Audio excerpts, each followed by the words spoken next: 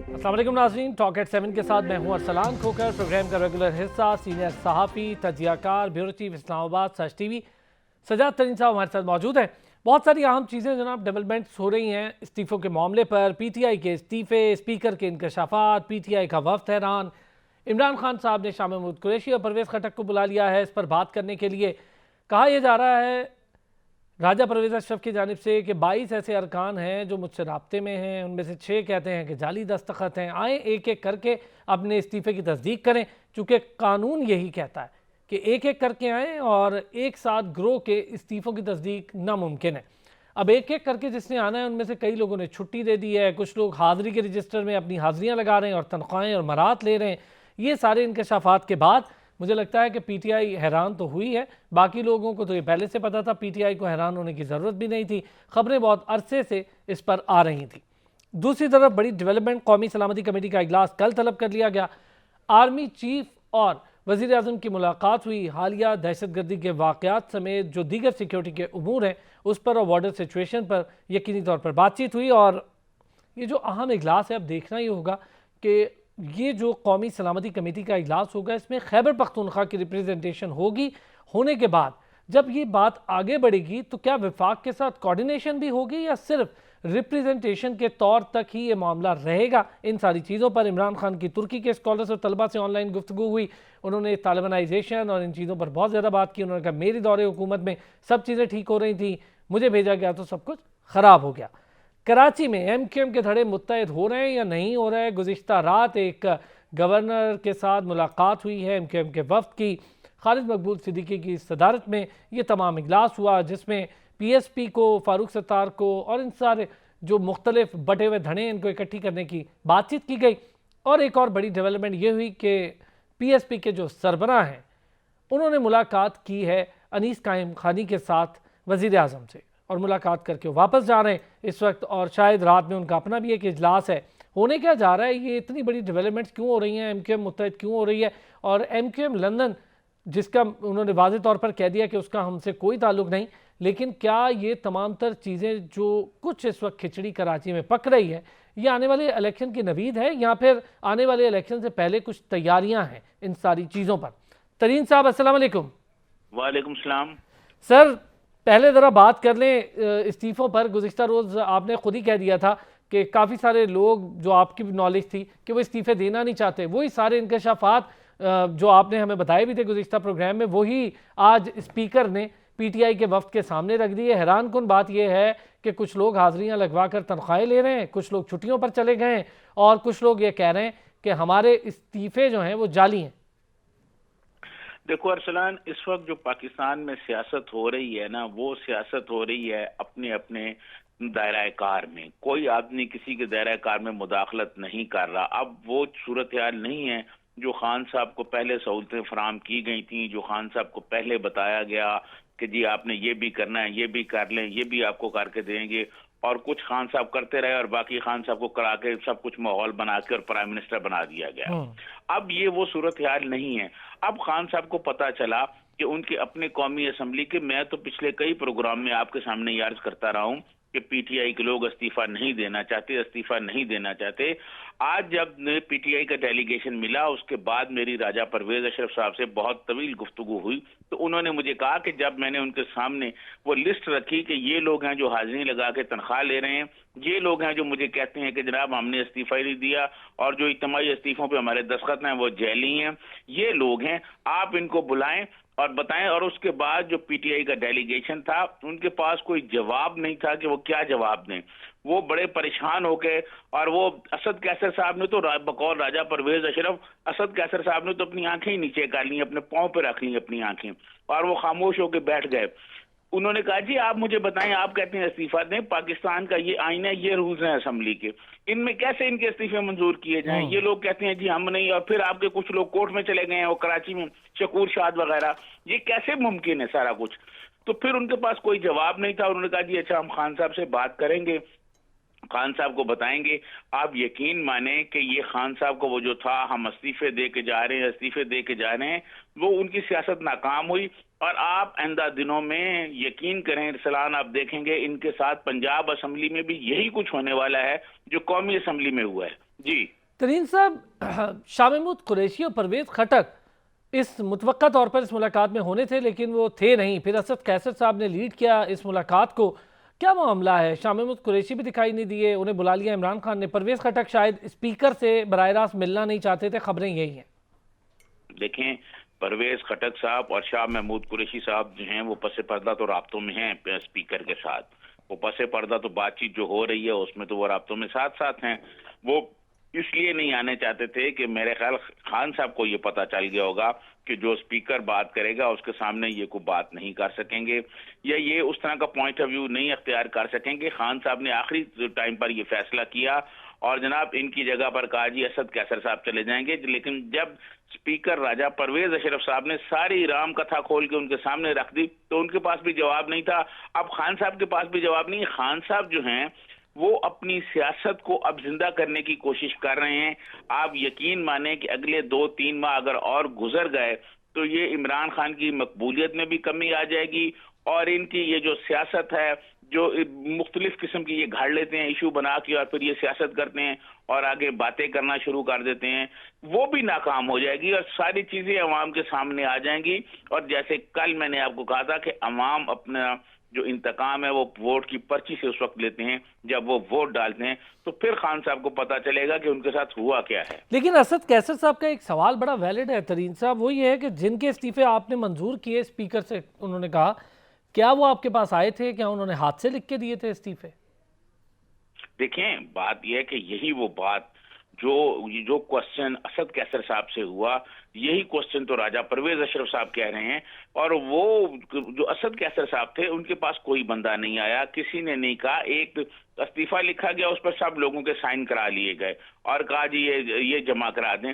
یہ رولز کے تحت پاکستان کی آئین کے تحت یہ بالکل جو ہے میں سمجھتا ہوں غیر آئینی اور غیر قانونی کام تھا. یہ ایسا نہیں ہو سکتا کہ صاحب کا استعفیٰ ایک ساتھ جو ہے آپ منظور کریں. اچھا لیکن ترین صاحب یہ جو انہوں نے اسد قیصر صاحب نے جو یہ بات آج سامنے رکھی کہ ڈپٹی اسپیکر قاسم سوری جو سابقہ ڈپٹی اسپیکر تھے انہوں نے تمام پروسیس کو مکمل کر لیا تھا، اس کے باوجود سائن ہونے کے باوجود اس پروسیس کو روکا گیا جو غیر آئینی ہے. یہ واقعی غیر آئینی ہے یا پھر وہ غیر آئینی ہے جو اس وقت ہو رہا ہے؟ میں یہ سمجھتا ہوں کہ اسد قیصر صاحب نے جو بات کی وہ میرے خیال غیر آئینی بات تھی. سپریم کورٹ آف پاکستان نے ان کی رولنگ کو کالعدم قرار دے دیا گیا اور ان کا جو استعفے منظور کرنے کا طریقہ تھا وہ بالکل آئین کے مطابق نہیں تھا. یہی وجہ تھی جب راجہ پرویز اشرف صاحب آئے تو انہوں نے دیکھا وہ سارے ایک ہی صفحے پہ استعفے لکھے ہوئے تھے تو انہوں نے کہا کہ یہ تو کوئی طریقہ نہیں ہے، پاکستان کا قانون اور آئین یہ کہتا ہے اسی کے تحت جو ہے استعفے منظور ہوں گے. یہ پھر راجہ صاحب کہتے رہے، راجہ صاحب ان کو فون کرتے رہے، بیٹھے رہے، لیٹر لکھتے رہے اور شاہ محمود قریشی صاحب آگے بڑھ کر راجہ پرویز اشرف صاحب کو خط بھی لکھتے ہیں، سب کچھ لکھتے ہیں. جب میٹنگ کا ٹائم ہوتا ہے خود ہی آ کے شاہ محمود قریشی صاحب بھی کم از کم آ کے یہ کہتے ہیں کہ جناب یہ میرا ہاتھ سے لکھا ہوا استعفیٰ یہ منظور کریں. اچھا ایک ترین صاحب میں نے ذرا بریک لینی ہے آپ کی اسی بات سے نا، اگلی بات بھی جوڑتے ہیں. جن لوگوں نے چھٹی کی درخواست دی ہے اور جو لوگ کہتے ہیں کہ ہمارا استعفیٰ جعلی ہے اس پر 22 لوگ رابطے میں ہیں، اس پر جو چھٹی پر چلے گئے ہیں وہ تو آج واضح طور پر چلے گئے، انہوں نے تو درخواست دے دی ہے، حاضری لگوا رہے ہیں، پیسے لے رہے ہیں.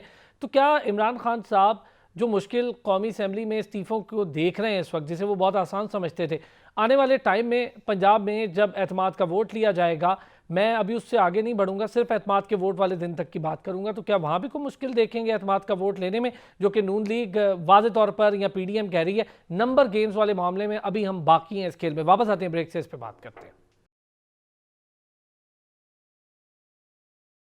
ویلکم بیک جی. سجاد ترین صاحب ایک سوال چھوڑا تھا میں نے اور وہ جو اعتماد کے ووٹ والا دن ہے ابھی ذرا اس تک بات کریں گے. آگے جو کچھ ہونا ہے اسمبلیوں کی تحلیل وہ تو مجھے لگ رہا ہے کہ ایک بڑا لمبا چوڑا مرحلہ بن جائے گا جو عدالت میں یقین دہانیاں کروائی ہیں. لیکن جو نمبر گیم کی بات بار بار پی ڈی ایم یا نون لیگ کر رہی تھا، تارڑ صاحب مختلف پریس کانفرنس میں کہہ رہے ہیں کہ نمبر گیم ابھی تک ہمارے ہاتھ میں ہے اور یہ بڑا دلچسپ مرحلہ ہے. یہ استعفوں والی بات سے اگر آپ ملا کے دیکھیں تو کیا حقیقت میں ہی ایسا کچھ ہے؟ دیکھیں ارسلان، یہ جو استعفوں والی بات ہے نا، یہ استعفوں والی بات بھی آج ساری ہوا نکل گئی ہے اس میں سے۔ ہم تو بہت پہلے کا یہ کہہ رہے تھے، ہم تو بہت پہلے کی یہ باتیں کر رہے تھے، اور اس وقت جو ہے یہ پی ٹی آئی والے بہت سینہ تان کا، خاص طور پر فواد چودھری صاحب جو آج نہیں آئے، کم از کم فواد چودھری صاحب ہی آ کے استعفے، وہ اسپیکر کو کہتے جی میرا تو استعفیٰ یہ قبول کریں۔ یہ ان کے کوئی استعفے نہ انہوں نے دینے ہیں، نہ یہ قانون کے مطابق آئیں گے، اور یہ اپنی تنخواہیں لیتے رہیں گے مرہات۔ جو آپ نے پنجاب کی بات کی، پنجاب میں جس دن اعتماد کے ووٹ کی بات ہوگی، اس بات کے بالکل امکانات بہت زیادہ موجود ہیں، اور روشن امکانات ہیں کہ چودھری پرویز الہی جو ہے وہ شاید اعتماد کا ووٹ نہیں لے سکیں گے، اور وہ ان کے اپنے لوگ، پی ٹی آئی کے اپنے لوگ اس دن نہیں آئیں گے۔ آپ دیکھ لیجئے گا، وہ لوگ جو ہے مختلف پارٹیوں کے رابطے میں ہیں، اور وہ لوگوں کو ابھی سے بتانا شروع ہو گئے ہیں کہ جی ہم نہیں آئیں گے۔ یہ لوگوں کو خود گرفتار کر کے تو اسمبلی میں نہیں لا سکتے، لوگ اپنی مرضی سے آئیں گے، اور جس دن اعتماد کے ووٹ کی بات ہوگی اس دن چودھری پرویز الہی کو پتہ چل جائے گا، اور خان صاحب کو بھی پتہ چل جائے گا کہ ان کی سیاست کہاں کھڑی ہے۔ چودھری شجاعت حسین نے بڑا واضح کہا تھا، ترین صاحب آپ بہتر جانتے ہیں، کہ الیکشن اپنے وقت پر ہی ہوتے دکھائی دے رہے ہیں، اور اب تو عمران خان صاحب خود بھی کہتے دکھائی دے رہے ہیں کہ الیکشن ہوتے مجھے دکھائی نہیں دے رہے۔ اب ایک احتجاج کی سیاست پھر سے شروع کرنے لگے ہیں، کل سے دوبارہ معاملات شروع ہو جائیں گے مہنگائی کے خلاف، وہی تقریباً وہی بات جو بلاول بھٹو ایک ریلی لے کر آئے تھے مہنگائی مارچ کی، ایسا ہی کچھ ہونے جا رہا ہے اس گورنمنٹ کے خلاف بھی پی ٹی آئی کی جانب سے۔ دیکھیں میں آپ کو بتاؤں، خان صاحب اب مہنگائی کے خلاف احتجاج کرتے رہے ہیں، خان صاحب نے پہلے بھی احتجاج کیے ہیں، خان صاحب نے پہلے لانگ مارچ بھی کیے ہیں، خان صاحب نے کہا تھا میں 25 لاکھ لوگوں کو لے کے آؤں گا، اور خان صاحب نے ایک بڑا دبنگ بیان دیا تھا کہ رانا ثناءاللہ مجھے تو پتہ ہے کہ مجھے پتہ ہے کہ تم کیا کرو گے، لیکن تمہیں نہیں پتا میں نے کیا کرنا۔ کیا ہوا ہے جی؟ اب آپ دیکھیے گا کہ خان صاحب کی سیاست جو ہے اس میں ایسا ایسا دم ختم ہوتا جائے گا۔ اب جو ہے عوام کو زیادہ بے وقوف نہیں بنایا جا سکتا، اب جھوٹ پر مبنی جو سیاست ہے وہ بے نقاب ہو چکی ہے۔ آج جو ملک کو مشکلات درپیش ہیں یہ عمران خان نیازی کی وجہ سے ہیں، غربت، بے روزگاری اور مہنگائی 8-9 ماہ اس گورنمنٹ کو آئے ہوئے ہو گئے۔ اب یقین مانیں تمام تر کوششوں کے باوجود یہ حکومت جو ہے خان صاحب کی پالیسیوں کی وجہ سے عوام کو کوئی ریلیف نہیں دے پائی، کسی قسم کا کہیں ریلیف نہیں مل رہا، عوام بہت مشکلات کا شکار ہیں، اور عوام کے لیے کوئی بات کوئی نہیں سوچ رہا۔ یہ لوگ اپنی سیاست میں لگے ہوئے ہیں۔ اب خان صاحب جو ہیں یہ لاکھوں روپے اب پھر جلسوں پر، احتجاجی سیاست پر خرچ کریں گے۔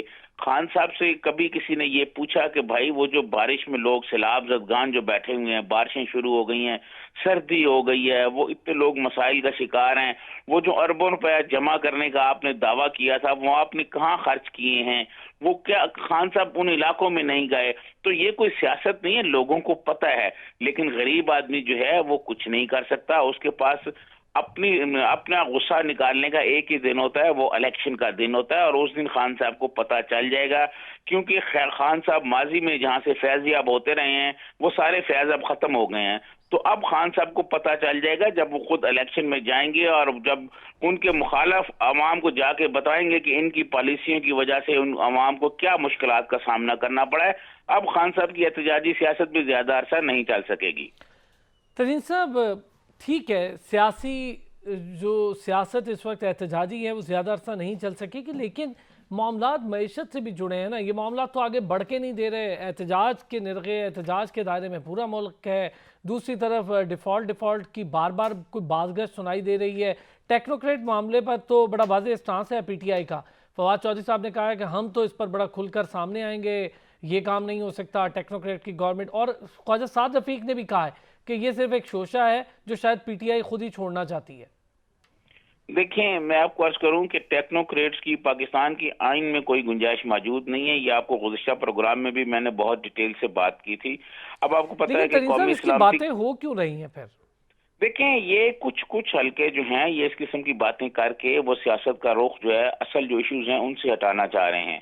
توجہ کی جو اصل توجہ کی چیزیں ہیں جس پر توجہ دینی چاہیے ان معاملات کو دبانے کے لیے اس قسم کے شوشے چھوڑے جاتے ہیں، ان کی کوئی حقیقت نہیں ہے۔ میں نے پاکستان کے ٹاپ جو پولیٹیشنز ہیں مختلف پارٹیوں کے جو ہیڈ ہیں، میں نے ان سے بات کی، ان سے اور بہت سارے لوگوں سے میری بات ہوئی. ایسی کوئی بات نہیں ہے، بلکہ میں آپ کو یہ بتا دوں کہ قومی سلامتی کا ایک اجلاس ہونے جا رہا ہے جس پر ابھی ہم بات بھی کریں گے. شاید اس کے بعد کو میرے خیال ہے دہشت گردی کے خلاف ایک بہت بڑا اور جو ہے کوئی آپریشن یا بہت بڑی کارروائی شروع کرنے کا فیصلہ ہوگا. یہ اب اس طرح کی بات نہیں ہے کہ افواج پاکستان کو ٹیکنوکریٹس گورنمنٹ بناتی پھرے اور نہ ان کی کوئی دلچسپی ہے. ایسی کوئی بات نہیں ہوگی. آپ دیکھیے گا یہ ٹیکنوکریٹس والے جو شوشے چھوڑے جا رہے ہیں نا، صرف یہ خان صاحب والے وہی امریکی سازش ہو گئی جی، سیفر آ گیا جی، یہ ہو گیا، یہ اس کا حصہ ہے اور کچھ نہیں ہے. اور میں سمجھتا ہوں کہ اب یہ صرف اس طرح کی باتیں کر کے عمران خان صاحب اپنی سیاست کو زندہ رکھنا چاہتے ہیں، اور شاید یہ زیادہ عرصہ ایسا کر کے اپنی سیاست کو زندہ بھی نہیں رکھ پائیں گے. ٹھیک ہے، چلے ترین صاحب اس سے اب ذرا آگے بڑھتے ہیں.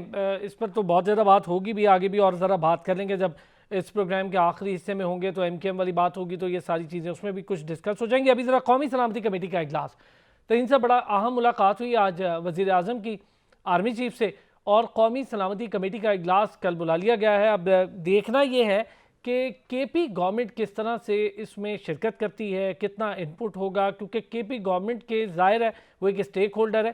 اس کے بغیر خیبر پختونخوا کے ڈائنامکس بھی مکمل نہیں ہوتے، سیاست بھی مکمل نہیں ہوتی، کیونکہ سٹنگ گورنمنٹ ہے، اور پھر جو امن و امان والی صورتحال ہے، یہ سب کچھ ان کے اپنے ایٹیٹیوڈ بیہیویئر سے جڑا ہوا ہے. دیکھیں، میں سمجھتا ہوں کہ قومی سلامتی کا جو اجلاس ہے اس میں کے پی کی نمائندگی بھرپور ہونی چاہیے. یہ کوئی اس پر سیاست نہیں ہوتی، یہ سیاست نہ ہی یہاں سیاست ہوگی. یہاں ملک کی سلامتی کے بارے میں بڑے اہم فیصلے ہوں گے، اور دہشت گردی کے خلاف جو نیا پلان بنانے جا رہے ہیں، جو نیا منصوبہ بندی کی جا رہی ہے کہ دہشت گردی کے واقعات کو کیسے روکنا ہے، ان کو کاؤنٹر کیسے کرنا ہے، ان کے خلاف کیا کارروائی شروع کرنی ہے، کیا ان کے خلاف کوئی نیا آپریشن شروع کرنا ہے.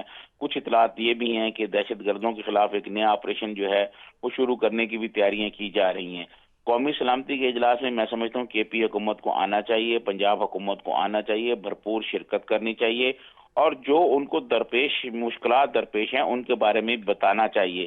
لیکن آپ کو یاد ہوگا، بدقسمتی یہ ہے کہ عمران خان صاحب جب قومی سلامتی کے اجلاس بلاتے تھے، وہ جب وزیر اعظم تھے تو وہ خود نہیں آیا کرتے تھے، ساری اپوزیشن چلی جاتی تھی. جن قمر جاوید باجوہ صاحب جو ہیں وہ وہاں پر بریفنگ دیا کرتے تھے، اور خان صاحب اتنے اہم اجلاسوں میں بھی نہیں جاتے تھے. اب میں سمجھتا ہوں کہ محمود خان شاید ایسا نہیں کریں گے کہ وہ ان لوگوں کو روکیں. وہ خود آئیں گے اور آ کے اس میں بیٹھیں گے اور اپنے جو صوبے کے مسائل ہیں سر اس مسئلہ بارے میں یہ نہیں ہے بتائیں گے. ترین صاحب، مسئلہ یہ ہے کہ کیا کوارڈینیشن بھی ہو پائے گی؟ بیٹھنا ایک الگ چیز ہے. ایک چھوٹا سا بریک لوں گا ترین صاحب، بریک سے واپس آتے ہیں تو اس پر مزید بات کرتے ہیں.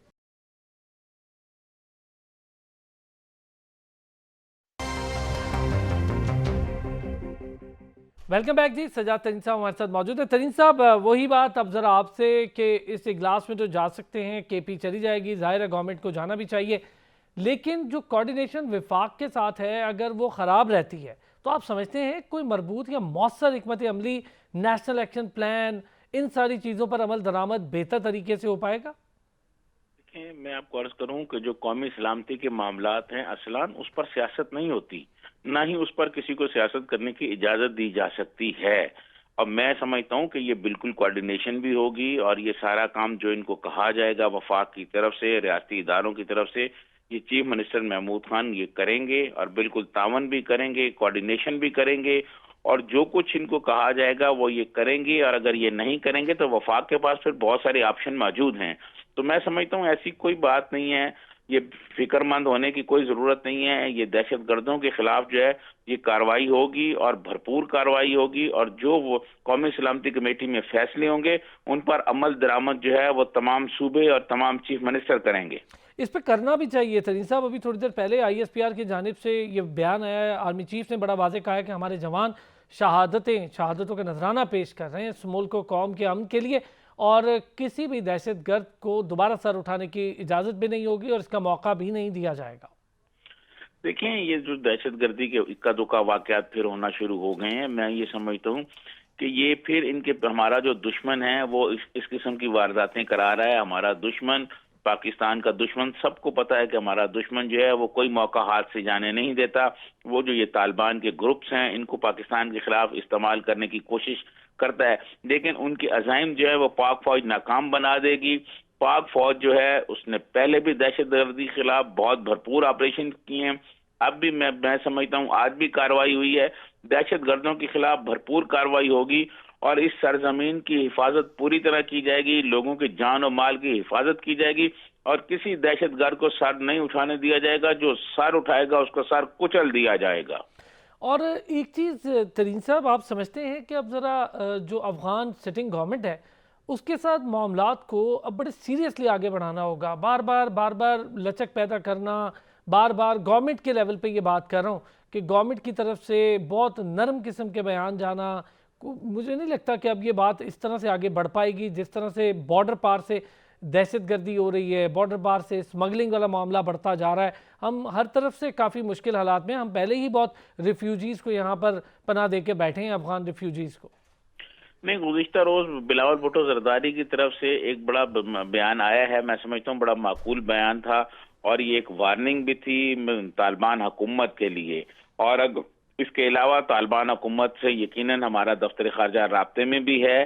اگر یہ پاکستان کے سیکورٹی کے ادارے یہ محسوس کرنا شروع کر دیں گے کہ یہ جو پاکستان میں جو کاروائیاں ہو رہی ہیں ان کے پیچھے کسی طرح بھی طالبان حکومت موجود ہے یا ان کا کوئی ہاتھ ہے، تو پھر ان کے خلاف بہت سخت ایکشن ہوگا، ان سے کوئی رعایت نہیں برتی جائے گی اور نہ پھر وہ رعایت کے قابل ہیں کہ ان سے کوئی رعایت برتی جائے۔ جو پاکستان کے سیکورٹی فورسز، پاکستان کے نوجوانوں پر، تو ہمارے پاک فوج کے افسران پر، سپاہیوں پر جو حملہ کریں گے، ہم ان کے ساتھ پھر کوئی رعایت نہیں برتیں گے، ہم ان کے خلاف پھر کھلی اعلان جنگ بھی کر سکتے ہیں۔ یہ پھر طالبان کو دیکھنا ہوگا۔ اور پاکستانی فوج جو ہے یہ وہ امریکنز نہیں ہیں، یہ پاکستانی فوج اپنا ایک تاریخ رکھتی ہے، دنیا کی بہترین فوج میں سے ایک فوج ہے۔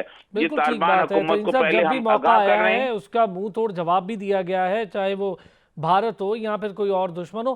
را ایک بار پھر جو خبریں ہیں کہ را ایک بار پھر اپنے پنجے گاڑنے کی کوشش کر رہی ہے مذموم عزائم کے لیے افغانستان میں، آپ سمجھتے ہیں کہ اس ساری چیز پر اب بہت تیزی سے نظر رکھنا ہوگی؟ ہماری گورنمنٹ کا بہت زیادہ کام ہے کہ ان ساری چیزوں پر نظر بھی رکھے اور اس پہ کوئی ایسی مربوط حکمت عملی پالیسی بنائی جائے، ان کے ساتھ کوئی ڈائیلاگز میں ایسے سخت بات کی جائے۔ میں اس حوالے سے آپ سے جاننا چاہ رہا ہوں۔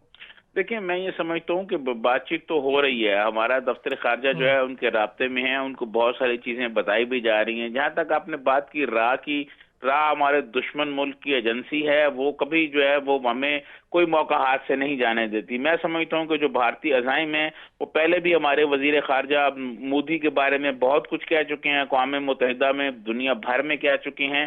اس کے باوجود یہ ہمارا تسلسل جاری رہنا چاہیے، ہمیں بھارتی عزائم کو، کے عزائم کو دنیا کے سامنے بے نقاب کرنا چاہیے، کیونکہ ریا بنیادی طور پر ایک دہشت گردوں کو پالنے والی تنظیم ہے، وہ پاکستان میں دہشت گردی کراتی ہے۔ آپ کو یاد ہوگا گلبھوشن پکڑا گیا تھا اور بے شمار جو وارداتیں ہوئی ہیں اس میں جو لوگ پکڑے گئے ہیں۔ لاہور میں ایک دھماکہ ہوا تھا، ایک مذہبی رہنما کے گھر کے قریب جو دھماکہ ہوا تھا، اس میں جو لوگ پکڑے گئے ہیں، اس میں را کا نیٹ ورک پکڑا گیا ہے۔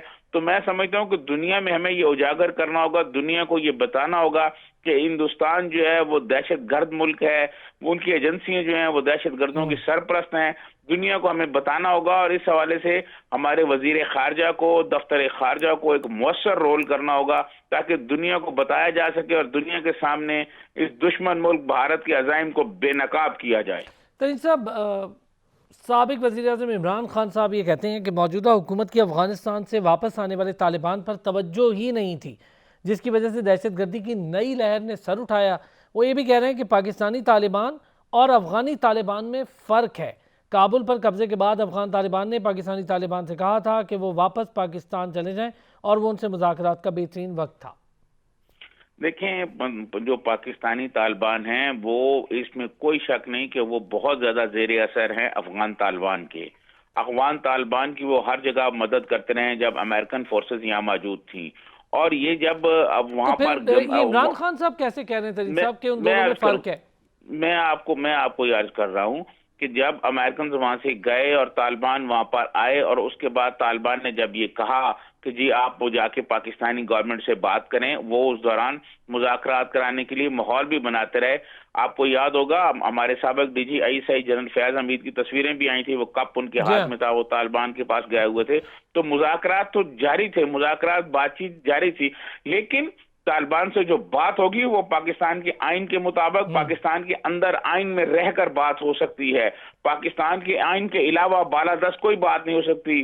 آئین کے علاوہ آئین سے اوپر کوئی بالادست کوئی آدمی نہیں ہے. جو بھی بات چیت ہوگی وہ پاکستان کے آئین کے مطابق ہوگی, پاکستان کے آئین کے اندر رہ کے بات ہوگی. اگر طالبان کا کوئی پاکستان کے آئین کے اندر رہ کے وہ بات کرنا چاہیں گے تو حکومت کرے گی. اگر آئین کے علاوہ کوئی وہ بات کرنا چاہتے ہیں تو وہ کوئی نہیں ان کی بات مانے گا, اور ان کو طاقت سے ایسا بھرپور جواب دیا جائے گا, ایک منہ توڑ جواب دیا جائے گا کہ ان کی آنے والی پھر نسلیں یاد رکھیں گی. اچھا, عمران خان صاحب جو کلیم کر رہے ہیں ترین صاحب کہ ان کے دور حکومت میں جو پالیسی تھی اس کی وجہ سے یہ جو دہشت گردی ہے اس میں کمی آئی, افغان طالبان اور پاکستان طالبان کا فرق واضح ہو گیا, 40,000 افراد واپس آ رہے تھے, میری حکومت ان سے رابطے میں تھی, 10,000 جنگجو بھی اپنے خاندان کے ہمراہ آئے, نئی حکومت نے افغانستان سے واپس آنے والے طالبان پر توجہ نہیں دی جس کی وجہ سے دہشت گردی کی لہر ہے. تو کوئی فرق ہے آپ سمجھتے ہیں؟ واضح فرق تھا دونوں حکومتوں کی, جو اس وقت سٹنگ گورنمنٹ ہے وہ اور جو پرانی کی حکومت ہے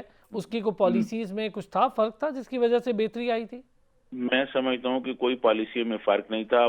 پالیسی جو ہیں وہ تو قومی سلامتی کے ادارے جو ہیں وہ بنا کے دیتے ہیں حکومت کو ایسے معاملات پر. اور خان صاحب کے دنوں میں تو ابھی بہت ابتدائی بات چیت ہو رہی تھی, ابھی وہ ابتدائی اپنے مطالبات پیش کر رہے تھے. لیکن کریڈٹ تو لے رہے ہیں ترین صاحب. میں سمجھتا ہوں خان صاحب تو ہر چیز کا کریڈٹ لیتے ہیں جی. خان صاحب تو آپ کو پتا ہے کہ توشہ خانہ کی گھڑی بیچنے کا بھی کریڈٹ لیتے ہیں کہ وہ میری گھڑی ہے, میری مرضی ہے, میں بیچوں نہ بیچوں, وہ تو ہر چیز کا کریڈٹ لیتے ہیں. اور ان کے جو کارکن ہیں وہ ان کی ہر بات کو مانتے ہیں, وہ جھوٹ بولتے ہیں. وہ رات کے وقت اگر خان صاحب کہیں کہ دن ہے اس وقت تو ان کے کارکن کہیں گے جی وہ دن ہے. خان صاحب تو ہر ایشو کو اپنی سیاست کے لیے استعمال کرتے ہیں. خان صاحب ہر بیان جو ہے وہ اپنی سیاست کے لیے جاری کر دیتے ہیں. وہ یہ نہیں دیکھتے کہ اس میں ملکی سلامتی کیا ہے, قومی سلامتی کیا ہے, پاکستان کی سلامتی کیا ہے, ریاست پاکستان جو ہے وہ کیا کرنے جا رہی ہے. خان صاحب کو تو اپنی سیاست سے ہے, وہ اپنی سیاست پہ, جیسے انہوں نے کہا تھا اعظم خان کو فون کرتے ہوئے کہ جناب ان کے میٹنگ منٹس اپنی مرضی سے بنائے, ہم کھیلیں گے. خان صاحب تو ہر چیز پر کھیلتے ہیں اور پاکستان کے ساتھ کسی کو کھیلنے کی اجازت نہیں دی جائے گی. اس میں چاہے عمران خان ہو, چاہے کوئی طالبان ہو اور کوئی تمہارا دشمن ہو, ہم ان کو منہ توڑ جواب دینے کا حوصلہ رکھتے ہیں. ویسے اب وہ سائفر کا ذکر بھی نہیں کرتے ترین صاحب, پہلے تو بہت ہوتا تھا, اب وہ ذکر نہیں کرتے سائفر کا. دیکھیں وہ ایسا ایسا آپ دیکھیے گا خان صاحب بہت ساری چیزوں کا ذکر کرنا چھوڑ دیں گے. بہت سارا جو خان صاحب نے جو گفتگو کی, جو جھوٹ کے پہاڑ انہوں نے گھڑے تھے وہ عوام کے سامنے بے نقاب ہوتے جا رہے ہیں.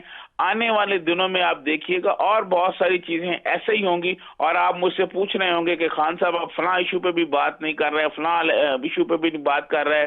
وہ الیکشن کی ڈیٹ لینے آئے تھے, خود اپنے استعفے دے کے چلے گئے. اب وہ الیکشن کی ڈیٹ کے بارے میں بھی بات نہیں کرتے, اب خود اپنے انٹرویوز میں کہتے ہیں کہ مجھے الیکشن ہوتے ہوئے نظر نہیں آ رہا ہے. تو ایسا ایسا آپ دیکھیے گا خان صاحب اپنے تمام جو انہوں نے موقف اختیار کیے ہیں ان کو آپ بدلتا ہوا دیکھیں گے, کیونکہ جھوٹ پر مبنی سیاست کچھ عرصے کے لیے تو چل سکتی ہے, وہ زیادہ طویل نہیں ہو سکتی, زیادہ عرصہ نہیں چل سکتی.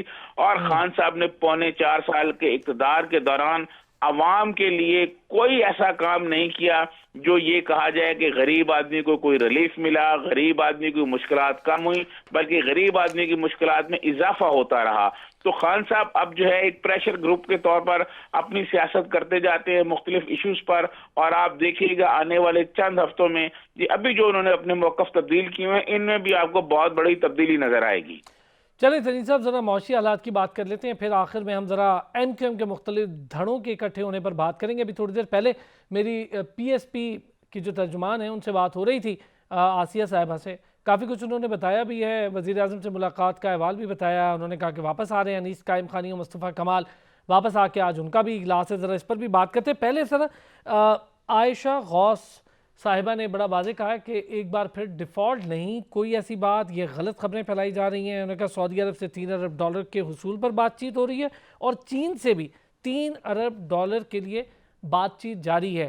سر ایک بار پھر قرضوں کے بوجھ تلے دبتے جائیں گے, پیسے لیتے جائیں گے, واپسی کا کیا حل ہے؟ آئی ایم ایف کے لیے لگتا ہے کہ ایک اور پروگرام لینا پڑے گا, شاید اس پروگرام میں جائے گی گورنمنٹ, جس پر انحصار کرتے ہوئے وہ کہہ رہی ہے کہ ملک کو ڈیفالٹ کا کوئی اور خطرہ نہیں ہے. دیکھیں ارسلان, جو پاکستان کے دشمن ہیں نا وہ اس قسم کی افواہیں پھیلاتے ہیں کہ جی پاکستان ڈیفالٹ ہو رہا ہے, اور کچھ پی ٹی آئی کے لوگ ہیں جو صبح اٹھتے ہیں اور یہی بات شروع کر دیتے ہیں اور یہی کہانیاں کاٹ دیتے ہیں. اور شام کو کچھ ان کے حمایتی دانشور جو ہیں، عمران نواز دانشور جو ہیں، وہ شام کو ٹی وی پر بیٹھ کر یہ اس کی جگالی کرتے ہیں، پھر وہ قوالیاں کرتے ہیں اس پر کہ جی ڈیفالٹ پر قوالیاں کرتے ہیں بہت سارے لوگ۔ ان کی قوالیوں کا کوئی اثر نہیں ہے، ملک کوئی ڈیفالٹ ہونے نہیں جا رہا، ملک کی معاشی حالت آہستہ آہستہ بہتر ہوگی، کیونکہ پونے 4 سال کے دوران خان صاحب کی تباہ کن پالیسیوں کے نتائج اب سامنے آ رہے ہیں۔ لیکن تو ترین میں نہیں صاحب سی سمجھتا کہ پیک کافی سلو ڈاؤن ہوا پچھلے ہی دور میں، ہم نے دیکھا، اب کیا ہو جائے گا؟ یہ تو بہت تھوڑے عرصے کی حکومت ہے، کیا کریں گے سی پیک کے لیے؟ کیا کریں گے؟ ان قرضے لے لیں گے، پھر اس کی واپسی کے لیے کیا کریں گے؟ دیکھیں سی پیک پہ کام تیز ہو گیا ہے اور گوادر پر کام تیز ہو گیا ہے، جو قرضے لیے جا رہے ہیں ان کی واپسی کے بھی انتظامات ہوں گے۔ پاکستان نے ایسا کبھی نہیں ہوا کہ قرضوں کی واپسی کے لیے پاکستان کو کوئی مشکلات پیش آئی ہوں یا کوئی ڈیفالٹ ہونے کا خطرہ ہو، لیکن جو ہمارے دشمن ہیں، جو اس حکومت کے مخالف ہیں یا جو اس حکومت کے طرز حکمرانی سے لوگ جو ہے وہ اتفاق نہیں کرتے، جس میں عمران خان نیازی صاحب بھی شامل ہیں، وہ ایسا پروپیگنڈا کرتے ہیں۔ ملک کوئی ڈیفالٹ ہونے نہیں جا رہا، مشکلات ضرور ہیں، اس میں کوئی دو رائے نہیں ہے۔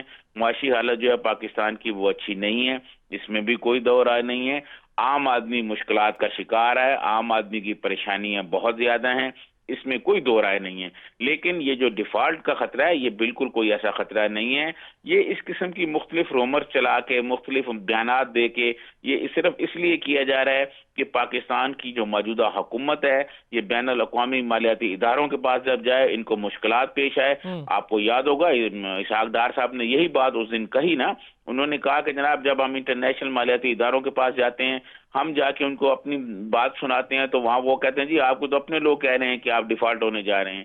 یہ ایک منصوبہ بندی کے تحت پاکستان کے خلاف یہ ایک اس قسم کی سازش کی جا رہی ہے کہ جی یہ ڈیفالٹ ہوگا، یہ ہوگا، ایسی کوئی صورتحال نہیں ہے۔ ہم ڈیفالٹ نہیں ہوں گے۔ دنیا میں ہمارے جو دوست ہیں، جس میں چائنا ہے، سعودی عرب ہے، ایران ہے اور بہت سارے لوگ ہیں جو ہماری انشاءاللہ مدد کریں گے اور معاملات کو آگے بڑھائیں گے۔ یہ ڈیفالٹ ہونے والی کوئی بات نہیں، معاشی مشکلات ارسلان ضرور ہیں۔ ترین صاحب ایک چھوٹا سا بریک لیں گے، بریک سے واپس آئیں گے تو ایم کیو ایم کے متحد ہوتے دھڑے کیا حقیقت ہے، کیا حقیقت نہیں ہے، گورنر کی کاوشیں کہاں تک پہنچ پائیں گی، گورنر سندھ کیوں یہ کوشش کر رہے ہیں، ان ساری چیزوں پر بات کریں گے۔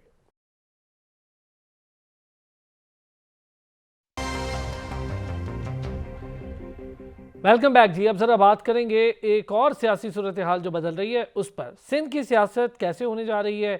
اہم معاملہ ہے، ایم کیو ایم کے دھڑے اکٹھے ہونے کی کوشش کر رہے ہیں، کون کر رہا ہے، کیوں کر رہا ہے، اس سے کیا فائدہ ہوگا؟ ایم کیو ایم لندن کو الگ رہنے کے بارے میں بڑا واضح بات ہے کہ ایم کیو ایم لندن سے کوئی تعلق نہیں ہوگا۔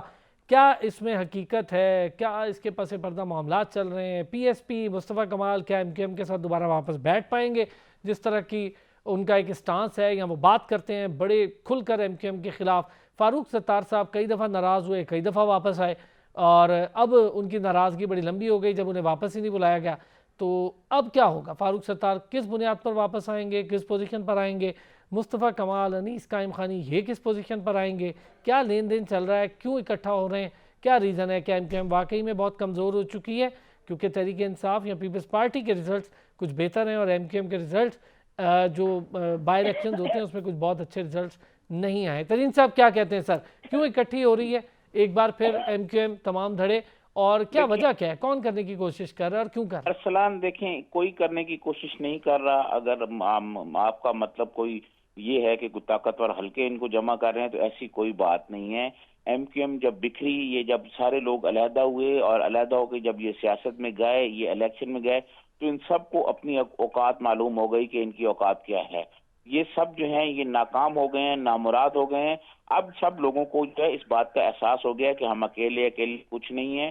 یہ سارے لوگ اب آہستہ آہستہ ان کو اس بات کا احساس ہونے کے بعد یہ اب جمع ہو رہے ہیں اور یہ کم از کم نکات پر اکٹھے ہوں گے، یہ سب ایک ہوں گے، کیونکہ یہ اگر علیحدہ علیحدہ الیکشن لڑیں گے تو ان کا بھی نقصان ہوگا اور مہاجر قوم جو ہے ان کو ویسے ہی اب ریجیکٹ کر چکی ہے۔ ان کو اب بہت ٹائم لگ جائے گا دوبارہ اس مقبولیت پہ آنے پہ جو مقبولیت ان کے پاس پہلے تھی۔ میں سمجھتا ہوں کوئی تصور بھی نہیں کر سکتا تھا کہ ایم کیو ایم کا 1 لاکھ اور 1 لاکھ سے اوپر ووٹ لینے والا آدمی جو ہے وہ چند ہزار ووٹ لے گا۔ یہ ان کی مقبولیت کا حال ہو گیا اور ہے۔ ہارے گا بھی، ہارے بھی ہیں۔ جی हारे हैं जी, हारे हैं, चंद हजार वोट लिए तो हारे ही हैं जी। तो उसके बाद जब ये जमा भी हो जाएंगे तो इनकी मकबूलियत उस सतह पर अभी नहीं होगी, इनको बहुत मेहनत करनी पड़ेगी। इनको महाजर कौम को ये यकीन दिलाना पड़ेगा कि हमारे कोई टारगेट क्लियर नहीं है, कोई भत्ता नहीं वसूली होगी, किसी किस्म का कोई जो पुरानी सरमायादार रविश लोग नहीं हैं, होगी। जो सरमायादार लोग हैं उनको तंग नहीं किया जाएगा। कराची की बेहतरी के लिए हम काम करेंगे और इनको अमली तौर पर वो करके दिखाना होगा। इनको तरीन ये साहब एक अपनी बात बताएं, क्या देखें, मैं एमकेएम आपको पाकिस्तान के पास एक लीडरशिप के फेस की कमी है इस वक्त? खालिद मकबूल सिद्दीकी साहब लीड नहीं कर पा रहे हैं, गवर्नर देखें इतने एक्टिव क्यों हैं? खालिद मकबूल सिद्दीकी साहब जो हैं वो भी लीड नहीं कर सकते, कामरान तसोरी साहब भी लीड नहीं कर सकते। एमक्यूएम को अगर कोई लीड करेगा तो डॉक्टर फारूक सत्तार एक बेहतर आदमी हैं जो अवाम में जाके बात भी कर सकते हैं। सर लेकिन वो अवाम के जो नाराज बहुत शिक्षक होते हैं तरीन साहब, बार बार नाराज हो जाते हैं, कई दफा हुआ वो छोड़ के चले गए फिर आ गए। कुछ उम्र की देखें, कुछ उनकी उम्र का तकाजा भी है, कुछ उनके मसाइल भी हैं, तो इस वजह से वो नाराज होकर चले जाते हैं। लेकिन एमक्यूएम को उनको राजी रखना होगा, अपने साथ रखना होगा। अरसलान, मैं आज आपको एक बात बता दूं, हम जब जवान हो रहे थे तो हम कराची को जानते थे शकील आदिलजादा के नाम से, जायदा हिना के नाम से, जॉन एलिया के नाम से, रईस अमरोही के नाम से और बड़े बड़े दानिशवरों के नाम से, जायदा हिना के नाम से जानते थे। लेकिन जब हम जवानी से आगे बुढ़ापे की तरफ जाने लगे तो हम कराची की कौन पहचान बन गया? लंगड़ा बन गया, वो छापड़ी वाला बन गया, वो मोटा बन गया, वो फलाना टारगेट किलर बन गया। कराची के नौजवान जो थे वो एजुकेशन में सबसे आगे थे, सीएसएस में सबसे आगे थे, वो पढ़ने में सबसे आगे थे और मुल्क की बहुत खिदमत कर रहे थे। इस एमक्यूएम के कुछ लोगों ने उनके हाथ में टीटी पिस्तौल दे दिए, उनके हाथ में जो है असला दे दिया, उनको भत्ते पे लगा दिया। ये सारी जो बातें हुई हैं इनका जवाब किसी न किसी को तो देना होगा। यही वो वजह है जिसकी वजह से एमक्यूएम जो है वो अवाम में अपनी मकबूलियत खो चुकी है। लेकिन उसके बावजूद ये सारे लोग जमा होने चाहिए एक जगह पर, और ये इसीलिए जमा हो रहे हैं कि इनकी अलग-अलग में कोई हैसियत नहीं है, सियासी तौर पर ये नाकाम हो गए हैं। ये सब लोग जमा होंगे, जमा होकर अवाम के पास जाएं और अपनी पिछली जो इनसे कोताहियां हुई हैं उस पर अवाम से माफी मांगे और अवाम को यकीन दिलाएं कि वो आइंदा जो है उनकी खिदमत करेंगे और किसी भत्ताखोर की, किसी टारगेट किलिंग की कोई सरपरस्ती नहीं करेंगे।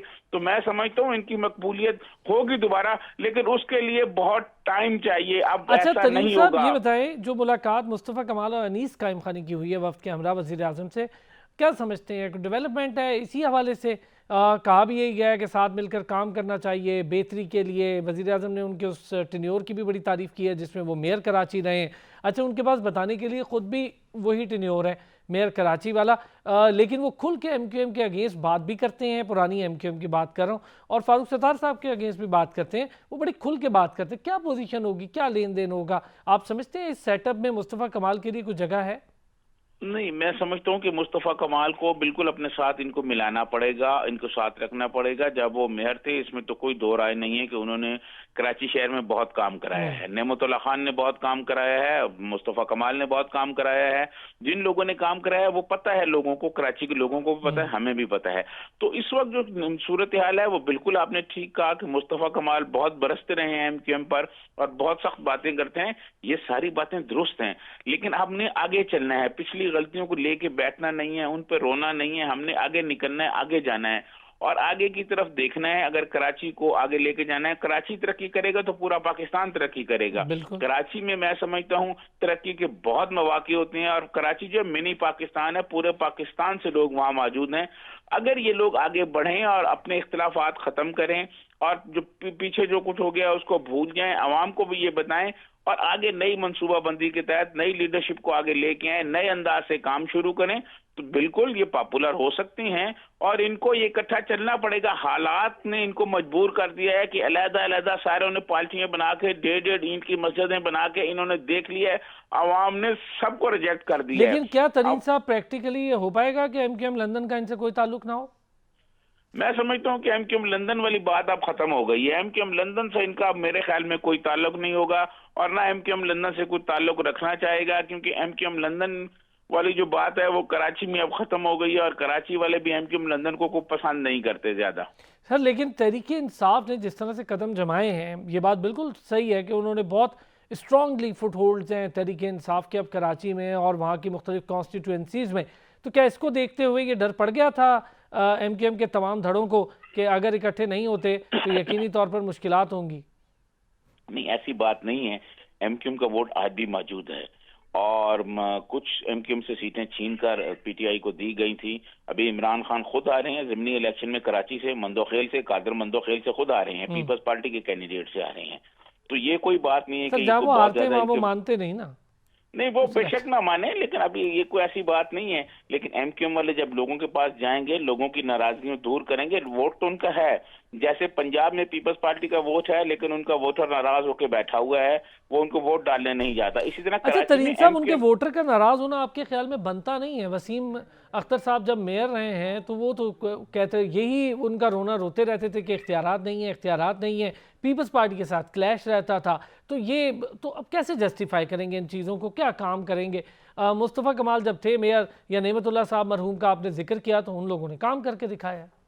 نہیں، دیکھیں میں سمجھتا ہوں کہ وسیم اختر صاحب جو ہیں ان کی کوئی پرفارمنس اتنی اچھی نہیں ہے کہ وہ میئر ہو یا منسٹر بھی رہے ہیں. وہ ان کی پرفارمنس وہ نہیں رہی جو مصطفیٰ کمال کی رہی ہے. مصطفیٰ کمال نے بہت اچھی پرفارمنس دی ہے. وہ وسیم اختر صاحب سیاست زیادہ کرتے ہیں، سیاسی بیان زیادہ دیتے ہیں، عملی طور پر کام نہیں کرتے، عوام کی خدمت نہیں کرتے.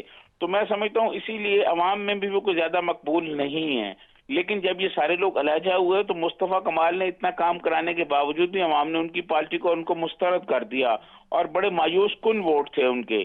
تو میں یہ سمجھتا ہوں یہ ساری باتوں کو دیکھ کر ایم کیو ایم کے جو بزرگ ہیں ان کو یہ بات سمجھ آ گئی ہے کہ ہمیں علیحدہ ہو کر، تقسیم ہو کر نقصان ہوگا، مہاجر قوم کو نقصان ہوگا.